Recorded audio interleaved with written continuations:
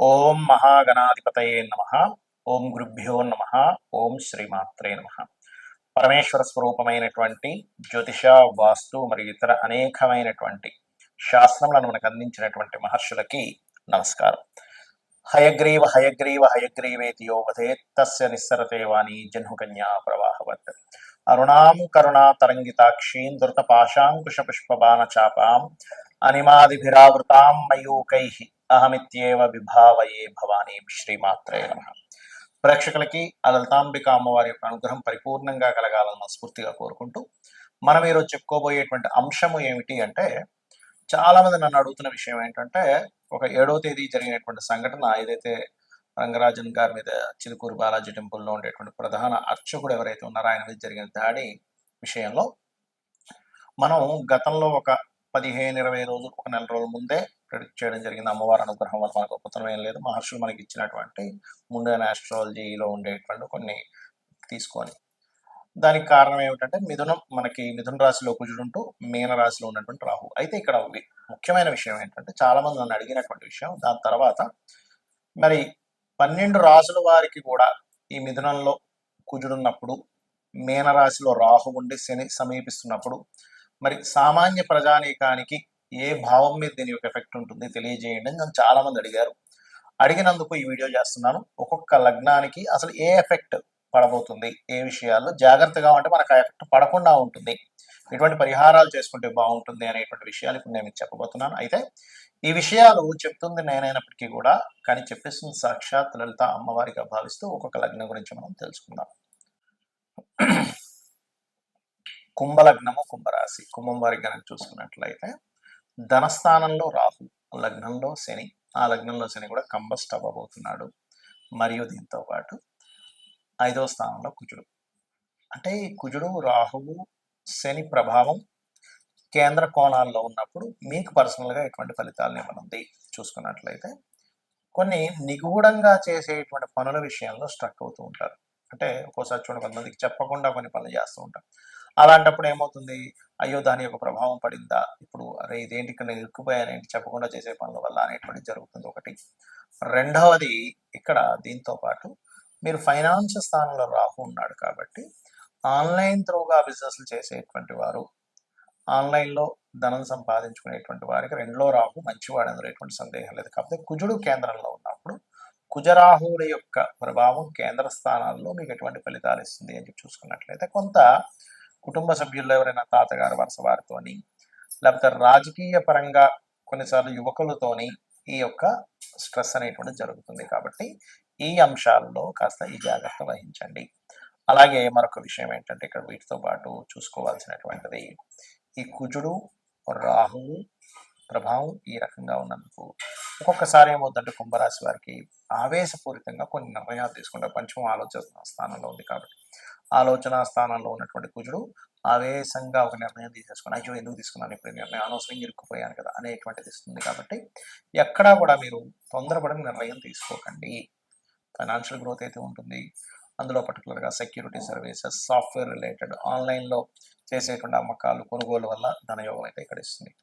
అయితే ఇక్కడ కేతువు కూడా మనకి అష్టమంలో ఉంటూ కుజుడు యొక్క దృష్టి ఉంది కాబట్టి తాతగారు ఆస్తికి సంబంధించిన విషయంలో అవతల వాళ్ళు చుట్టాల్లో ఎవరైనా ఇబ్బంది పెట్టడం, దాని గురించి ఏదో ఒకటి నెపం చూపిస్తూ దాన్ని పోస్ట్ పోన్ చేసుకుంటూ రావడం, ఇట్లాంటివి జరుగుతుంటాయి ఈ గ్రహ స్థితి వల్ల. కాబట్టి మీరు ఈ యొక్క ప్రభావం మీ మీద పడకుండా ఉండాలంటే ఎక్కువగా స్కందుణ్ణి, నరసింహస్వామిని ఎక్కువగా ఆరాధించండి, విష్ణు సహస్రనామాలు ఎక్కువగా చేయండి, సూర్య నమస్కారాలు చేయండి, గోవులకి క్యారెట్స్, బెల్లము, అదేవిధంగా గ్రాసము తినిపించండి. అన్ని విధాలా మీకు బాగుంటుంది. మరి కొంతమందికి జన్మజాతకం ఉండదు, మరి వారి పరిస్థితి ఏమిటి? జాతకం లేదండి, మరి మాకు ఎటువంటి వాటి మీద ఎఫెక్ట్ ఉండొచ్చు, యూనివర్సల్గా దేని మీద ఎఫెక్ట్ ఉండొచ్చు అంటే, మనం ఆల్రెడీ ఒక నెల రోజుల క్రితం నుంచి చెప్తూ ఉన్నాం. ఏమిటంటే అది ఈ తొక్కిసలాటలు కానివ్వండి, ఎందుకంటే మిథునంలో కూర్చున్నప్పుడు సహజంగా జరుగుతాయి, దాడులు ఎక్కువగా జరుగుతూ ఉంటాయి. దీన్ని ముండేన్ ఆస్ట్రాలజీ అంటారు, మైథుని జ్యోతిష్యము. జన్మజాతకం వేరు, మైథుని జ్యోతిష్యం వేరు. మైథుని జ్యోతిష్యం అంటే దేశం మీద, కాలం మీద ఇది ఎటువంటి ప్రభావం చూపిస్తుంది అనేటువంటి దాన్ని మైథుని జ్యోతిష్యం, ముండేన్ ఆస్ట్రాలజీ అంటారు ఇంగ్లీష్లో. జన్మజాతకం is different, personal chart reading is different. Personal చార్ట్లో మీరు పుట్టినప్పుడు ఉన్నటువంటి సమయంలో ఉండే గ్రహాలను బట్టి అవి ఎప్పుడెప్పుడు ఎటువంటి శుభ ఫలితములు ఇస్తున్నాయి. మీరు ఒక పని చేస్తున్నారు, ఎప్పుడు చేస్తే మీకు అద్భుతమైన ఫలితం వస్తుంది. అది వివాహం కానివ్వండి, సంతానం కానివ్వండి, ఆర్ సంథింగ్ బిజినెస్ పెడుతున్నారు కానివ్వండి, లేకపోతే ఒక మంచి పని ప్రారంభిస్తున్నారు, ఒక బిజినెస్ కానివ్వండి, అది ఏ టైంలో ప్రారంభించాలి ఏమిటనేటువంటిది మీ పర్సనల్ చార్ట్ చెప్తే కాలం అనుకూలిస్తుందా లేదా అని చెప్పేది ముండేన్ ఆస్ట్రాలజీ. అయితే ఇక్కడ జన్మజాతకం లేదు, ఇప్పుడు నేనేం చేయాలంటే సింపుల్గా నేను చెప్పేది ఒకటే. ఎప్పుడైనా కానీ ఈ రాహు ప్రభావము కుజ ప్రభావాలు ఎక్కువగా ఉన్నప్పుడు మీకు దీని యొక్క చెడు ప్రభావం పడకుండా ఉండాలంటే, ఎందుకంటే మనం ఎంత కరెక్ట్గా ఉన్నా సరే కాలం అనుకూలించకపోతే చేసిన ప్రయత్నం అంతా వృధా అవుతుంది. కాబట్టి కాలం అనుకూలించడానికి మీ అందరికీ చెప్పేది ఒకటి, చండీ చేసుకోండి.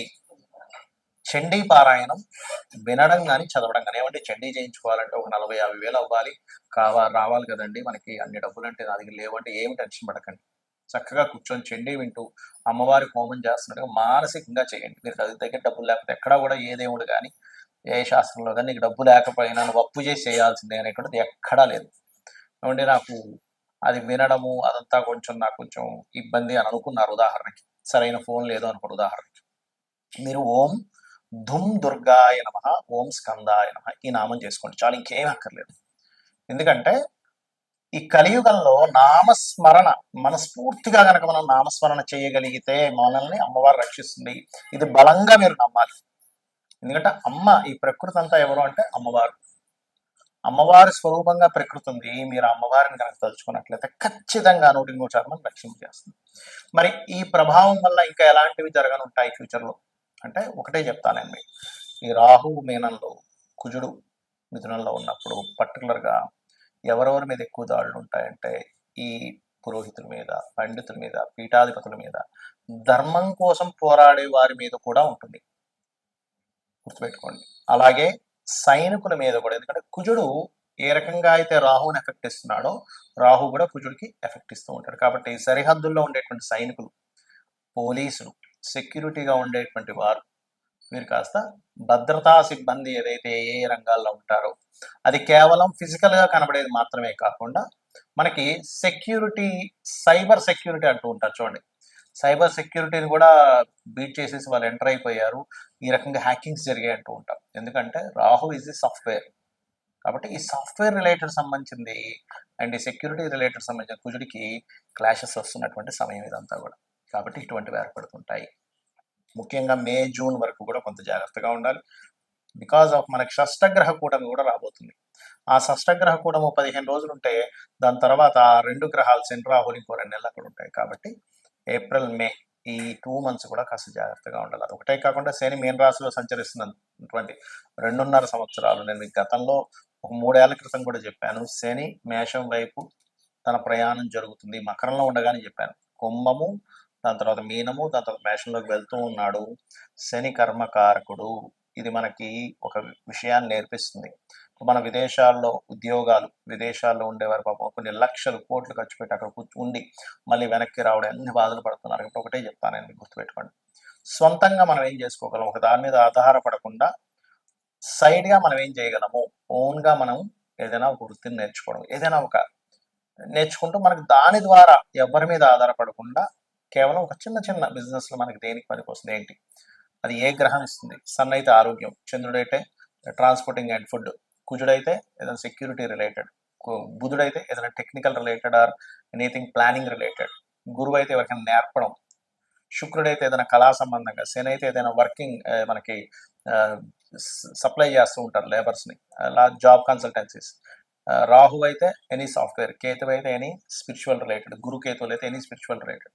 సో ఇట్లా మీకు ధనాధిపతి ఎవరిస్తున్నారు చూసుకొని చక్కగా మీ యొక్క జీవితాన్ని మీ చేతుల్లో ఉండేలా చూసుకోండి. ఎవరి చేతుల్లోనూ పెట్టుకొని అది పోతుందేమో అని బాధపడుతూ అవసరం లేదు. కాబట్టి మీరు జాబ్ చేస్తూ దీన్ని డెవలప్ చేసుకోండి. శని మేషంలోకి వెళ్తాడు నెక్స్ట్ ఇంకో 2.5 సంవత్సరాల తర్వాత. So be careful. అమ్మవారి అనుగ్రహం మీ అందరికీ పరిపూర్ణంగా ఉండాలని మనస్ఫూర్తిగా మరోసారి కోరుకుంటూ శ్రీమాత్రే నమః.